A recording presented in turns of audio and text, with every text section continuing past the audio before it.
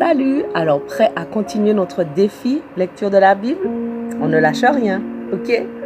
Seigneur, merci encore pour cette nouvelle journée où nous pouvons nous plonger dans ta parole. Je prie encore que tu viennes nous parler, que tu viennes nous enseigner à travers ta parole. Bénis chacun de nous qui prenons ce temps dans ta parole et viens nous parler personnellement au nom de Jésus. Amen. Alors, Genèse 11. À cette époque-là, tous les hommes parlaient la même langue et tenaient le même langage. Lors de leur migration depuis le soleil levant, ils découvrirent une vaste plaine dans le pays de Shinéar et ils s'y établirent. Ils se dirent les uns aux autres, « Allons, moulons des briques et cuisons-les au four. » Ainsi, ils employèrent les briques comme pierre et le bitume leur servit de mortier.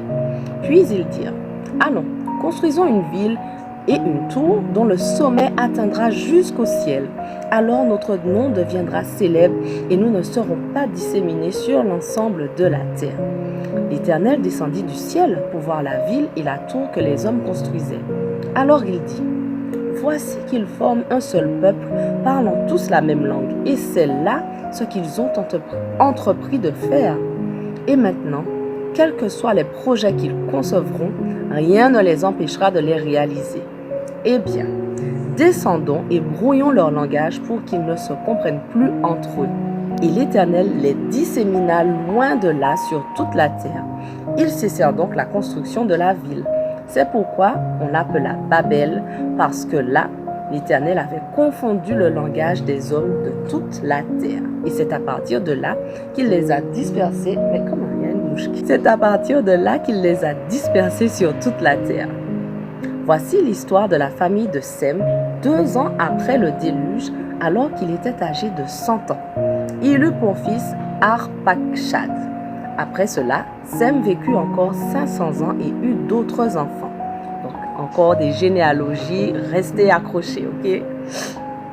Alors, Arpachshad, âgé de 35 ans, eut pour fils Shéla. Après cela, il vécut encore 403 ans et eut d'autres enfants. Shéla, âgé de 30 ans, eut pour fils Héber. Puis, il vécut encore 403 ans et eut d'autres enfants. Héber, âgé de 34 ans, eut pour fils Péleg. Après cela, Héber vécut 430 ans et eut d'autres enfants. Péleg, âgé de 30 ans, eut pour fils Réou. Après cela, il vécut 209 ans et eut d'autres enfants. Réou, âgé de 32 ans, eut pour fils Sérou. Après cela, il vécut 207 ans et eut d'autres enfants. Sérou, âgé de 30 ans, eut pour fils Nahor. Après cela, Sérou vécut 200 ans et eut d'autres enfants. Nahor, âgé de 29 ans, eut pour fils Téra. Après cela, il vécut encore 119 ans et eut d'autres enfants. Téra, âgé de 70 ans, eut pour fils Abram, Nahor et Haran. Voici l'histoire de la famille de Téra. Il eut pour fils Abram, Nahor et Haran. Ce dernier fut le père de Lot. Haran mourut du vivant de son père Téra dans son pays natal à Our des Chaldéens. Abram et Nahor se marièrent.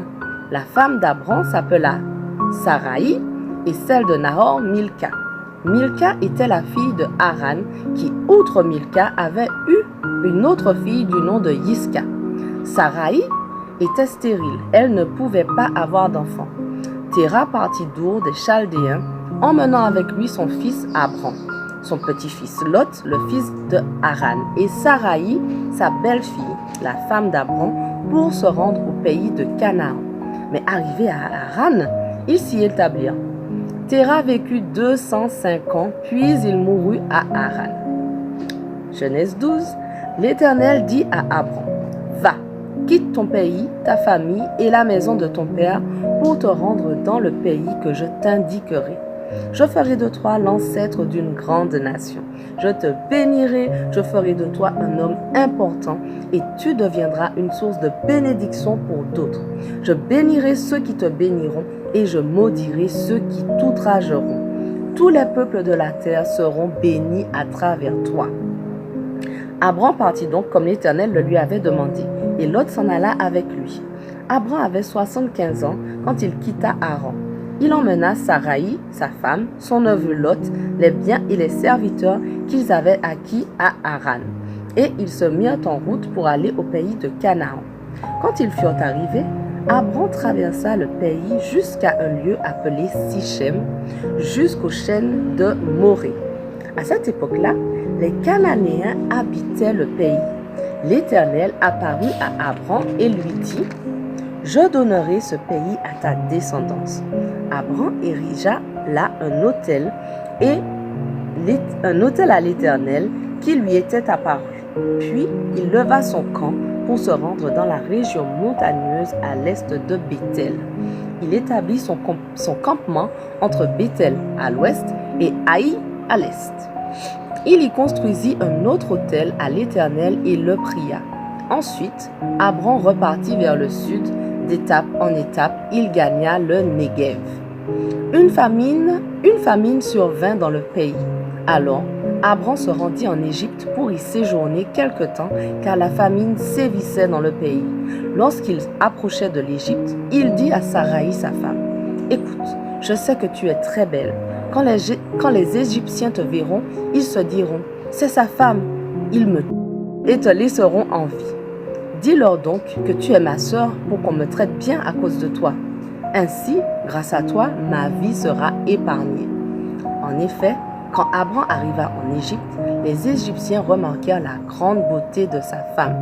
Des gens de la cour du Pharaon la remarquèrent et la vantèrent à leur maître, de sorte qu'elle fut enlevée et emmenée au palais royal.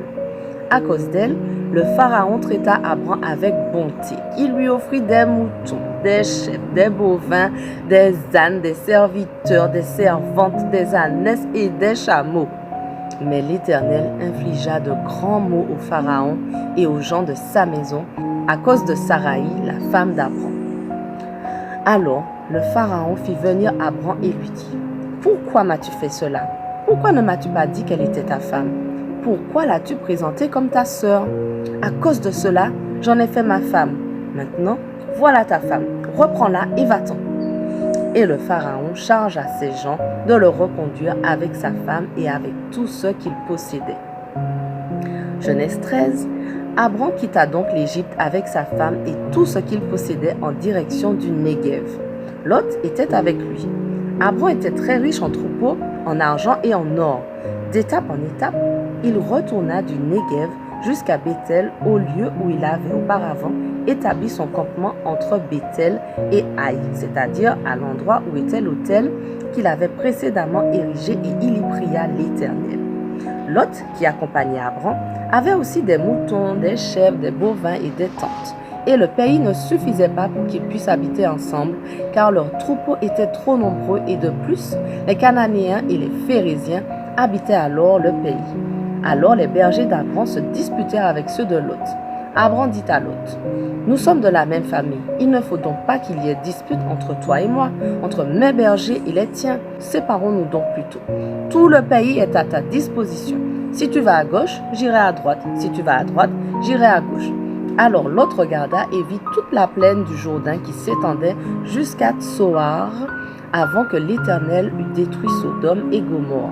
Elle était comme le jardin de l'Éternel, comme la terre d'Égypte. Lot choisit donc pour lui toute la plaine du Jourdain et il se dirigea vers l'est. Ainsi, ils se séparèrent l'un de l'autre. Abram se fixa dans le pays de Canaan et Lot s'établit au milieu des villes de la plaine, dressant ses tentes jusqu'aux environs de Sodome. Or, les gens de Sodome étaient pervertis. Ils commettaient de grands péchés contre l'Éternel. L'Éternel dit à Abram, après que Lot se fut séparé de lui: « Lève les yeux et regarde depuis l'endroit où tu es, vers le nord, le sud, l'est et l'ouest. Tout le pays que tu vois, je te le donnerai à toi et à ta descendance pour toujours. Je rendrai ta descendance aussi nombreuse que les grains de la poussière de la terre.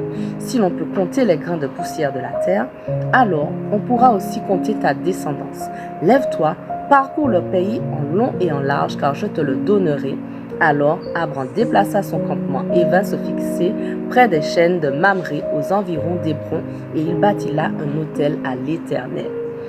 Voilà, notre passage du jour s'achève, mais notre défi continue demain. Sois béni.